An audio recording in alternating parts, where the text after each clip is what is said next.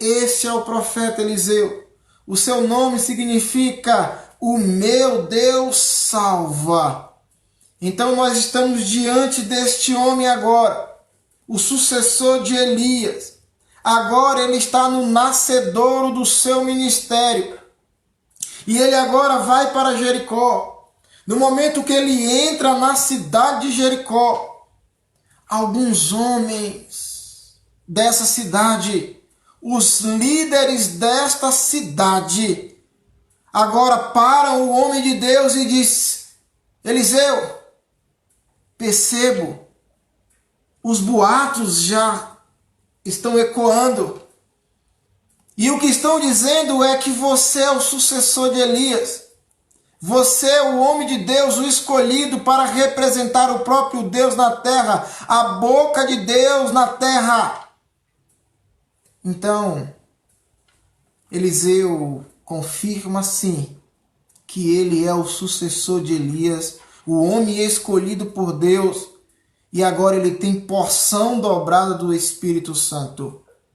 No seu nascedouro, o nascedouro deste ministério, você vai perceber comigo que os líderes da cidade de Jericó param então a Eliseu e dizem, logo no versículo 19, olha Eliseu, a nossa cidade, ela é bem situada. Em outras palavras, os homens estão dizendo, olha, nós temos uma cidade bem localizada. A nossa cidade pode ser considerada metrópole. A nossa cidade é uma cidade de centro e tem tudo para ser uma capital de primeira. Mas há um porquê, porém. O problema, há uma problemática aqui nessa cidade de Jericó. E no versículo 19, você logo percebe, olha, a nossa cidade é bem localizada sim, mas a água não é boa, a água é mara, a água é amarga. E a terra então, por isso, a terra ela se torna improdutiva. Pai do Senhor Davi, Deus te abençoe, meu amado. A terra então, ela é improdutiva, sabe por quê? Porque a água, ela é mara. Mara, amados. Mara é uma palavra bastante usada no Velho Testamento. É uma palavra que, na verdade, significa amargura de alma. Eu quero lembrar você Noemi. Noemi, ela foi para uma cidade chamada Moabe. E lá em Moabe morre o marido, morre o filho, morre o outro filho. E agora 3 mulheres ficam só. E ela retorna para sua terra natal em Israel. E quando olham para Noemi chegando, essa senhora chegando na sua cidade natal, gritaram, ali vem Noemi! E ela disse, não me chame Noemi, me chame Mara.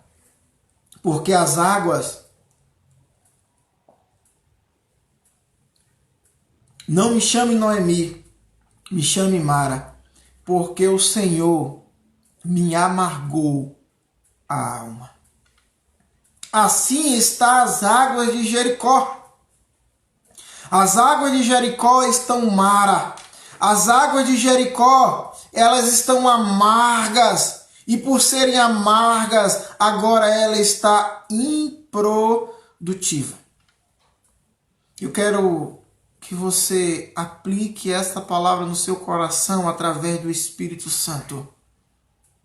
Que o Espírito Santo aplique essa mensagem no seu coração. Entenda, meu amado, entenda, minha amada. Se o seu coração está mara, se seu coração está amargurado, se sua alma não vê sabor para viver, se o seu coração não vê motivos para ter felicidade, eu quero dizer para você que assim como esses homens de Jericó, fizeram um pedido ao homem de Deus, que é a representação do próprio Deus na terra nesse contexto. Você precisa também denunciar esse fator que está no seu coração. Esse fator que está entrando na tua alma, que está invadindo os teus sentimentos e não está te dando forças para caminhar. Eu não sei qual foi a situação que as suas águas se tornaram mara.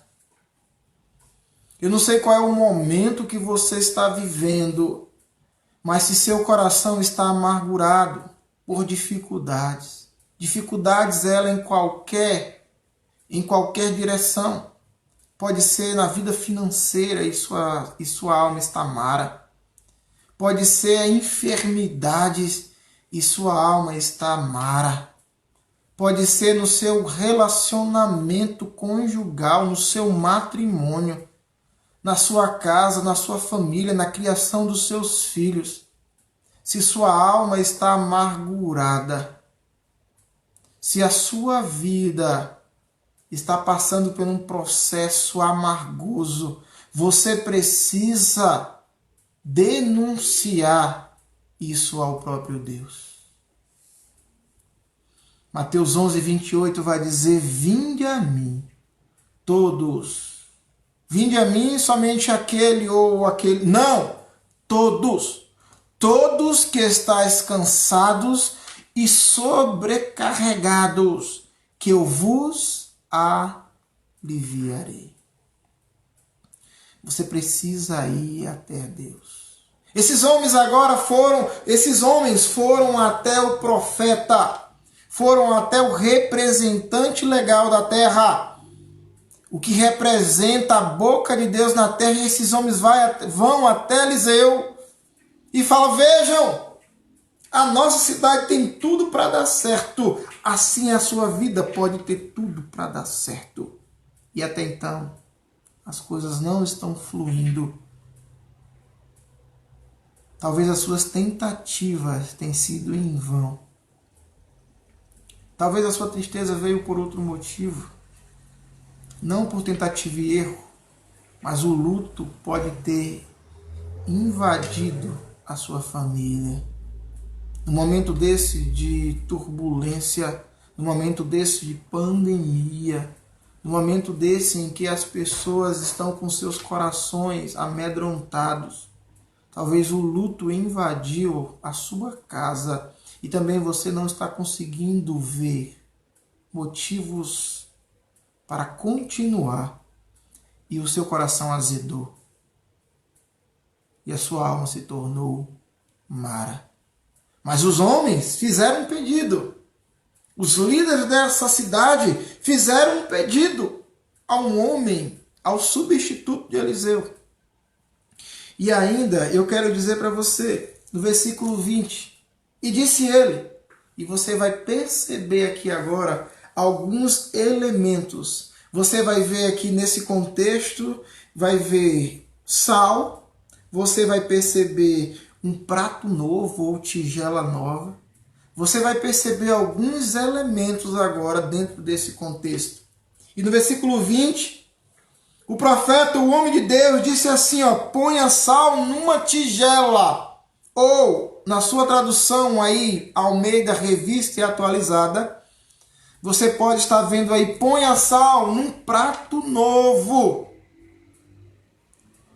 E o texto ele continua, olha, você vai trazer para mim, além de um prato novo, e vai colocar nele sal. E o interessante aqui é que você está diante de um relato bíblico, diante de um contexto maravilhoso a respeito de uma água que é curada.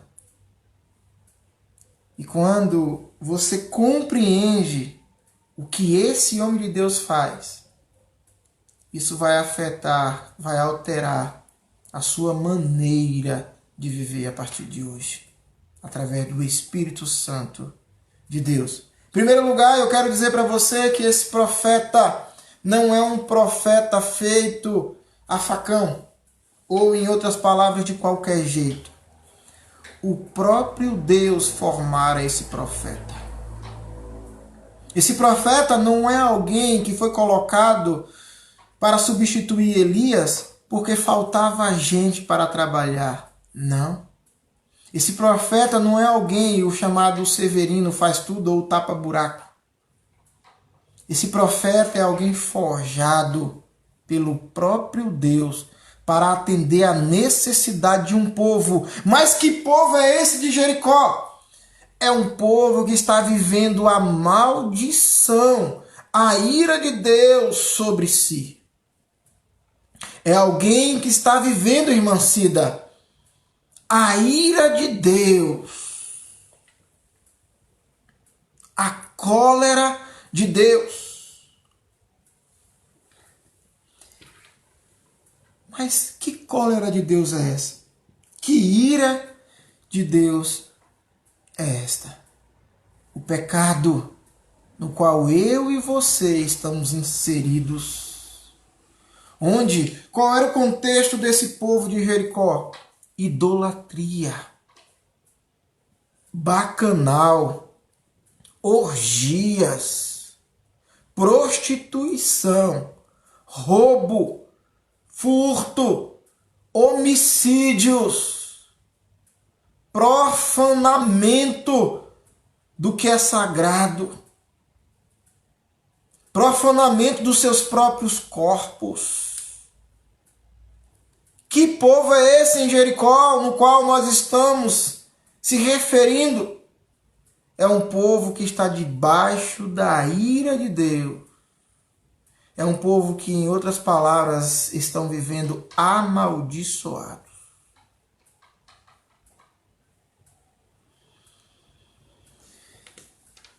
Mas os líderes vão até Eliseu. Vão até o profeta, o homem de Deus. E no momento que esses homens vão até Eliseu, Eliseu diz assim, olha, simples assim, traz para mim um prato novo e põe nele sal. O que quer dizer com isso?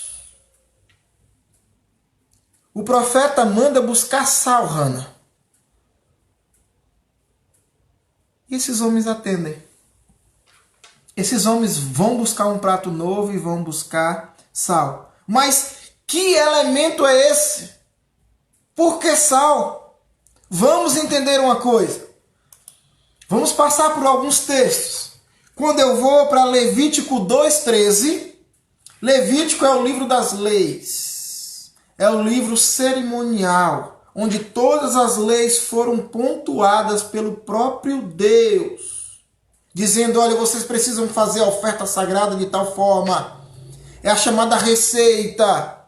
A receita, se você observar comigo, a receita, ela é escrita de forma imperativa. Faça, coloque, junte, sempre numa voz imperativa. E é assim o livro de Levíticos. E Deus vai dar ordem. Levítico capítulo 2, verso 13. Todas as ofertas dos teus manjares temperarás com sal. A tua oferta de manjares não deixará faltar o sal. Que sal é esse? O sal da aliança do teu Deus. Em todas as tuas ofertas aplicarás sal. Uma receita do próprio Deus, na voz imperativa, faça. Quando você fizer uma oferta de manjares, você vai colocar nela sal. Sal, para Deus, nesse contexto, é o símbolo da aliança dele. O que o sal faz? O sal faz diferença, minha prima Leca. O sal faz diferença. Você já cozinhou sem sal? Logo é perceptível. Você já colocou sal demais na comida? Logo é perceptível. Então o sal, ele é um elemento que faz a diferença. Ele mostra que ele está ali, tanto para mais quanto para menos. Que tipo de cristão eu sou? Que tipo de cristão você é? Porque Cristo diz assim: vós sois o sal da terra e luz do mundo. Você tem sido sal e luz, ou você não tem sido sal e nem luz? Tanto o sal quanto a luz faz diferença. E quando o cristão, ele é alguém que é sal? Quando o cristão é alguém que faz diferença? É o cristão que ama. E porque ele ama, ele tem ações. E porque ele ama, ele tem compaixão e ele cuida.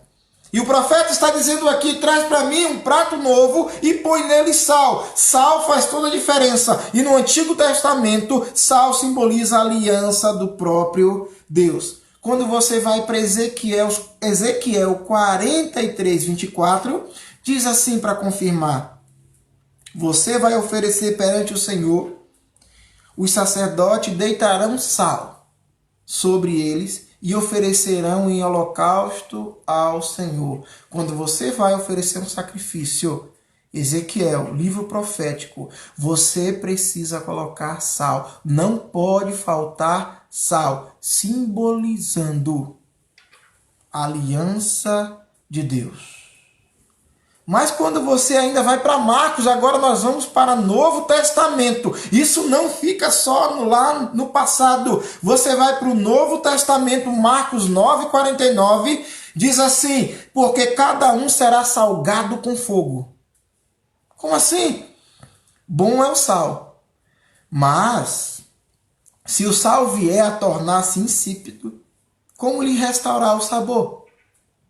Tende sal em vós mesmos e paz uns com os outros. Você tem que ter sal próprio. Não viva pela experiência do outro.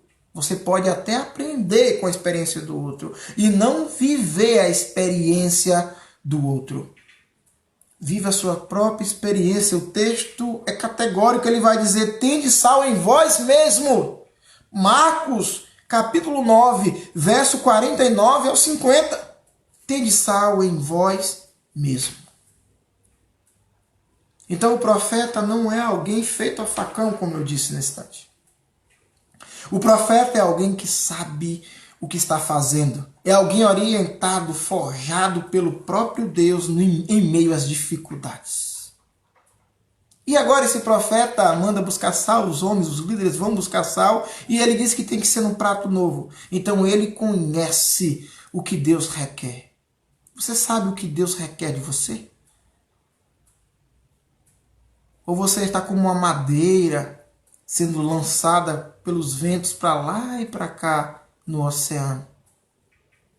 Será que você é um pedaço de madeira à deriva que não tem rumo certo? Você não sabe nem o porquê da sua existência? Você não sabe para que veio nesta terra? Talvez você se pergunte, está perdido dentro dos seus próprios pensamentos. Eu quero dizer para você que você não é uma madeira à deriva. Você não é um pedaço de madeira, você foi formado pelo próprio Deus. E você precisa ter sal. Você precisa fazer a diferença. E como fazer a diferença? Você primeiramente precisa estar próximo de Deus. Você precisa se alimentar de Deus. E como eu me alimento e como você se alimenta de Deus? Reconhecendo a sua grandeza, a grandeza de Deus. Como eu me aproximo mais de Deus? Confessando o teu nome, o nome do teu filho. Entendendo que ele é o próprio Deus e ele veio, morreu por mim e por você. Trouxe vida e vida com abundância. E você primeiro conhece e depois confessa. Você não confessa o que não conhece. Você confessa a Ele por conhecê-lo. Primeiro você se aproxima do Pai. Reconhece o Filho. Então você vai agora ser guiado pelo Espírito Santo de Deus. A Trindade agora faz parte da sua vida. E esse profeta não é alguém qualquer, mais uma vez eu digo isso para você. Esse profeta manda buscar sal porque ele sabe que sal faz toda a diferença e é o símbolo da aliança de Deus. E que tipo de sal você está sendo? Porque o texto de Marcos 9 vai dizer sim, mas se o seu sal for insípido, quer dizer, se o seu sal não tem sabor, se o seu sal passou da validade, para nada mais serve, a não ser para ser pisado pelos homens. O seu sal deve mostrar sabor e fazer a diferença. Então, amados, quando eu olho para esse contexto, onde o profeta pede sal, mas ainda há um outro elemento que você precisa aprender comigo, o qual nós precisamos aprender juntos pelo Espírito Santo. O profeta agora também diz que o sal tem que vir sim, mas tem que vir num prato. Mas qualquer prato? Não. Prato novo. Mas por que prato novo? Símbolo de purificação. O que é um prato? É um recipiente. Para que serve esse recipiente? Para armazenar algo. E o que esse prato está agora armazenando? O sal, símbolo da aliança de Deus. E por que então esse prato precisa ser novo? Para não ter nenhuma mancha e nenhuma chance desse prato ter sido usado para outros fins. Como, por exemplo, práticas de idolatria a outros deuses. Esse prato não poderia ser um prato que estava sendo usado para profanação do que é de Deus, do sagrado. Esse prato não pode ter sido usado, não poderia ter sido usado para fins de pecado. Por isso o prato precisa ser novo. O que é isso? O prato precisa ser purificado, puro. E você é um prato. Eu sou um prato.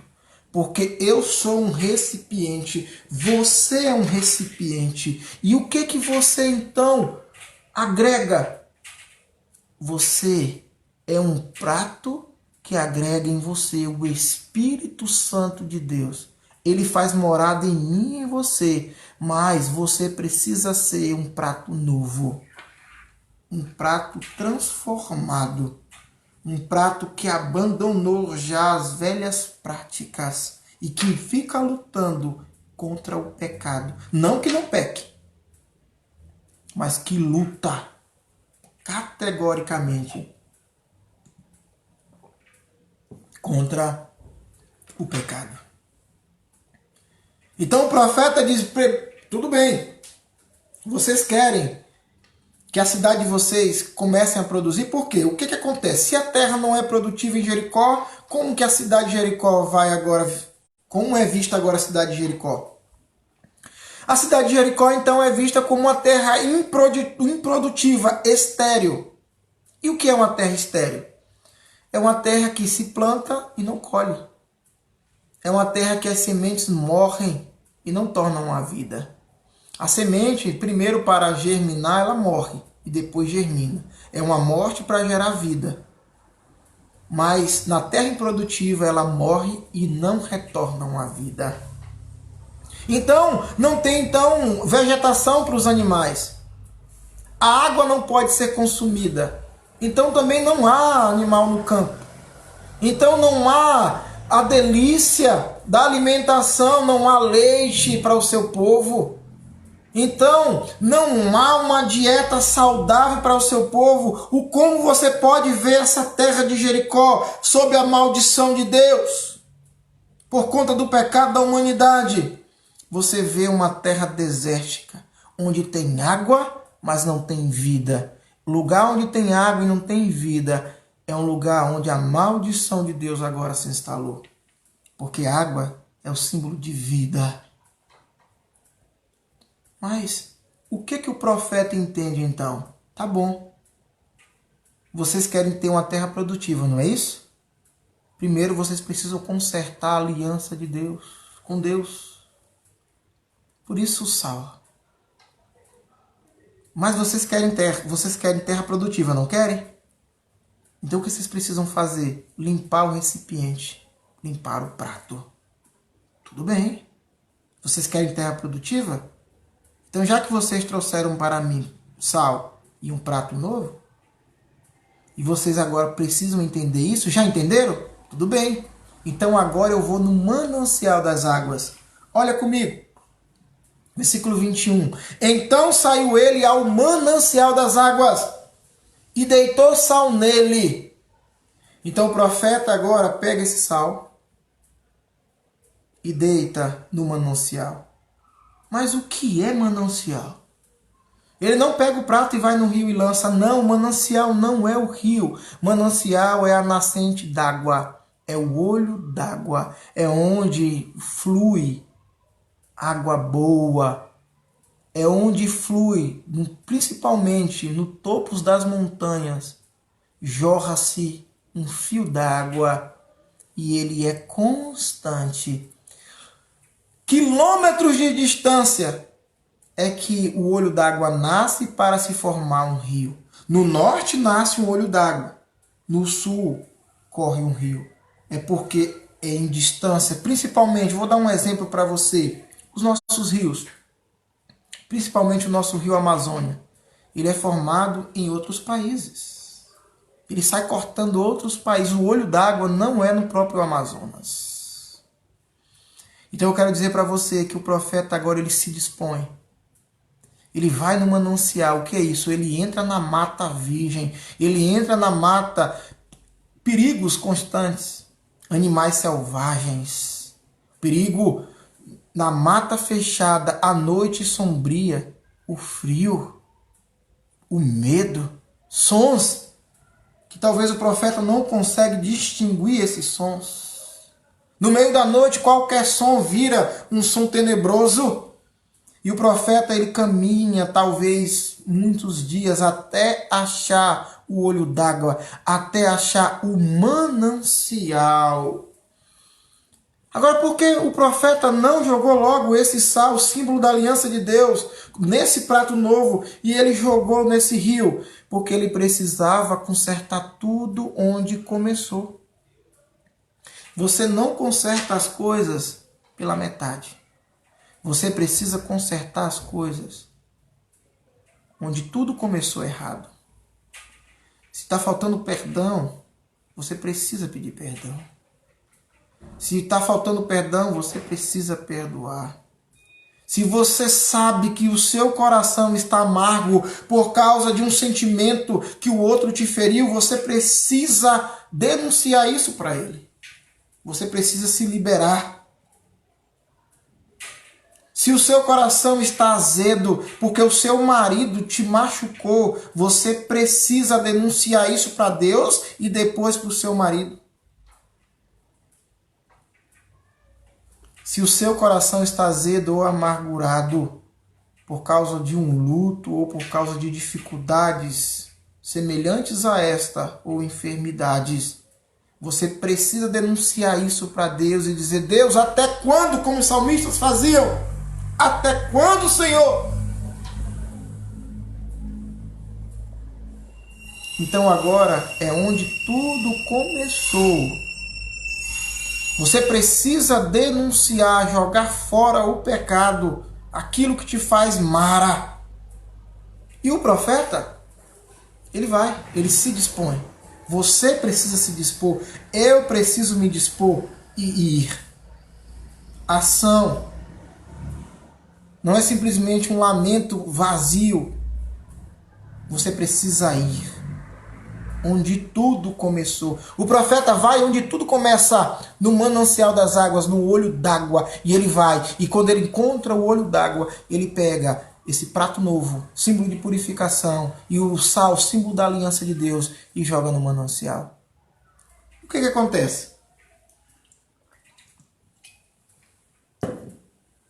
Acompanhe comigo. O que acontece?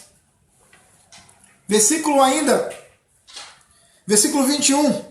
Depois que ele joga no manancial, e diz assim o texto: assim diz o Senhor.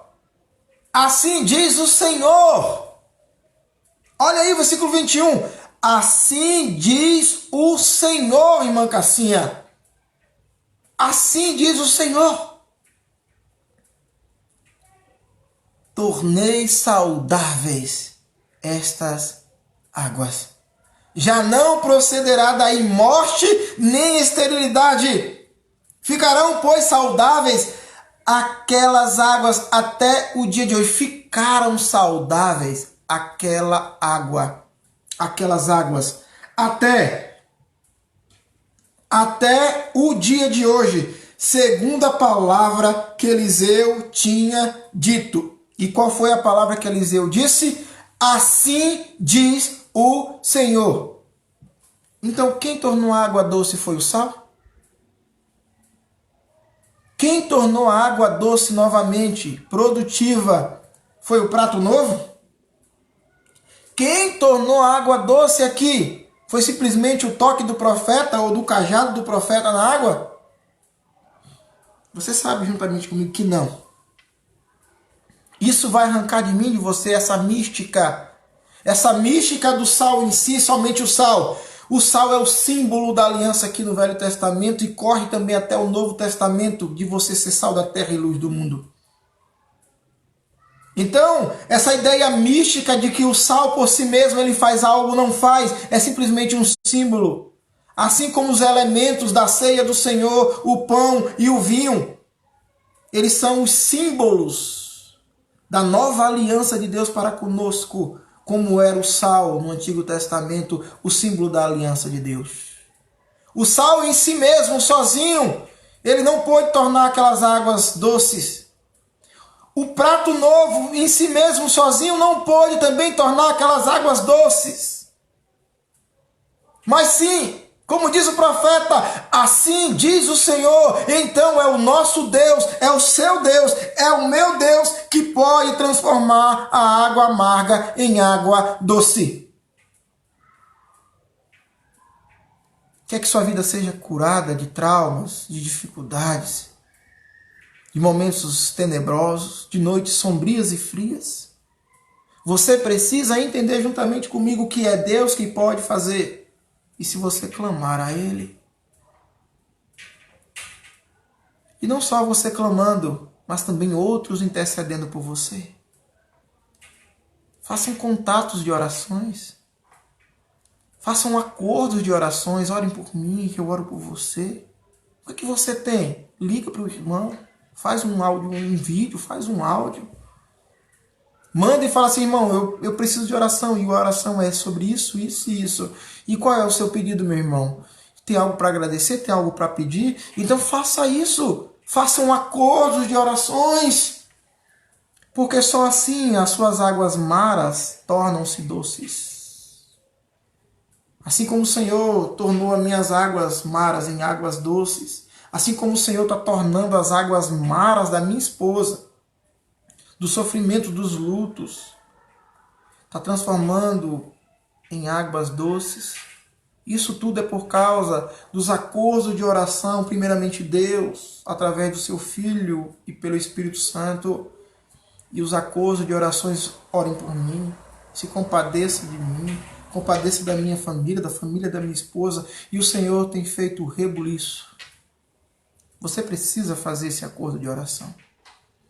Entenda comigo, através da palavra do Senhor, o profeta, ele mostra que você precisa ter aliança com Deus. O profeta mostra que você precisa ser puro. Puro não é que não erre, é que procura não errar. Mesmo que chegue a errar, ainda é santificado, porque Cristo fez isso por nós. Então, amados, o texto ele é categórico. Quando você olha diante as Escrituras Sagradas, você percebe essa ideia toda de você retornar ao primeiro amor, às origens. O seu corpo é templo do Espírito, você deve procurar santificação. Vou dar um relato para você do próprio profeta Eliseu, para terminarmos esse momento. O profeta Eliseu, ele morreu, assim como todos os homens. Só quem não viu a morte, não sentiu a dor da morte, quem não morreu, na verdade, comum, de forma comum, foi Elias e Enoque. Mas todos passaram pela morte, assim como Eliseu. Eliseu ainda morreu enfermo. Morreu Eliseu enfermo. E ainda o texto diz pela morte no qual ele deveria morrer. Mas estava tendo um velório. O cortejo estava seguindo de um homem, que a Bíblia não diz o nome. Mas Eliseu já havia morrido e tinha um túmulo de Eliseu. E houve uma confusão lá. Bandidos invadiram o cemitério, que era a entrada da cidade. Largaram o corpo lá de qualquer jeito, jogaram tudo para cima e correram, porque havia uma invasão. E esse defunto agora cai na cova de Eliseu. E só tinha os ossos de Eliseu. E no momento que esse defunto tem contato com os ossos de Eliseu, esse defunto ressuscita. Porque tocou nos ossos do homem de Deus. Sabe por quê? Porque o homem de Deus, a mulher de Deus, ele faz diferença. Então você precisa ressuscitar mortos. Você precisa ressuscitar mortos. Como? Tem pessoas que estão mortas em seu redor. E você precisa ressuscitar esses mortos com palavras, com oração, com a busca incessante a Deus. Você precisa ressuscitar mortos em Cristo Jesus. E que Deus assim te abençoe, que faça resplandecer sobre vós o seu rosto e te dê a paz.